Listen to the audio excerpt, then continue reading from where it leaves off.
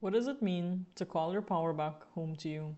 And what sort of repercussions is there to calling your power home to you? Let's dive in.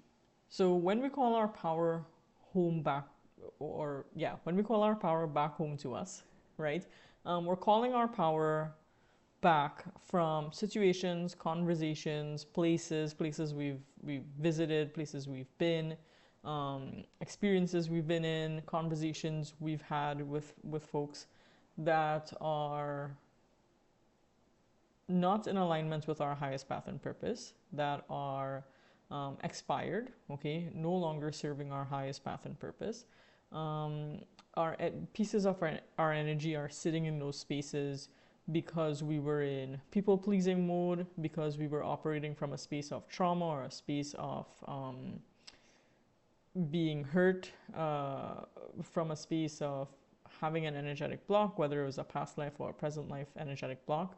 So our energy remains in those spaces, and when I say energy, emotion, right? So our memories of it, and simply just that vibration of us, right? And the way that even people speak about us, and the fact that people talk about us in those spaces and in certain ways in those situations, okay?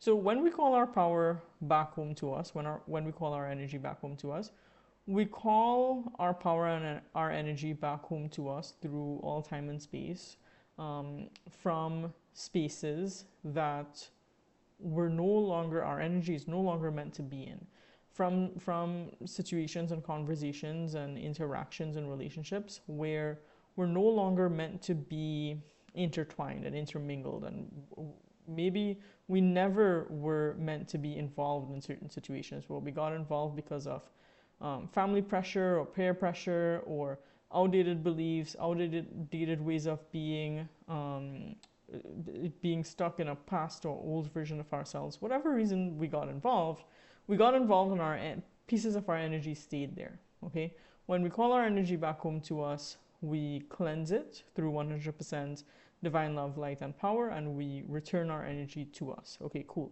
So when we call our energy back home, a lot of times we immediately feel supercharged, whole, clear of mind, of thought, of being, grounded, more energized, more capable to do what we need to do, more in alignment with our desires. Like we can generate thoughts easier, like we can generate ideas easier, everything like that, right? It's fantastic. And then what happens, one of the repercussions that happens is we navigate the world, we continue to navigate the world and these people in our lives and these situations and these experiences, and we start to recognize this person isn't calling me anymore to complain about things, or this person isn't calling me for help like they used to, or this person isn't banking on me in the way that they used to, or I'm not being overly invited to things, or I'm not being invited to things anymore in this way, and I feel sort of left out, and I feel sort of thrown to the curbside, and I feel sort of just out in the cold. What is that? That is a sign that your energy didn't belong in that space anymore, right? Or it never belonged in that space. That is a sign that the energy that was in that space, that was yours, that created the invitations and the constant contact and the constant updates and the this thing is happening and look at this and look at that and help with that and help with this, and oh my god, the energy that was yours, that was in that space and holding that communication or that interaction in anchor, was never meant to be there, or is no longer meant to be there, was returned to you, and therefore you don't have an anchor point in that situation anymore. You don't have an anchor point with those folks anymore. You don't have an anchor point in that place anymore. And so you're not getting the updates, you're not getting the phone calls, you're not getting the text messages, you're not getting the SOS signals and the be involved in the drama signals anymore.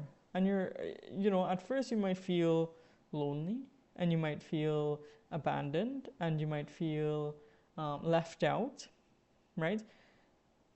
This is a good thing. Not the feeling lonely or the feeling abandoned, okay?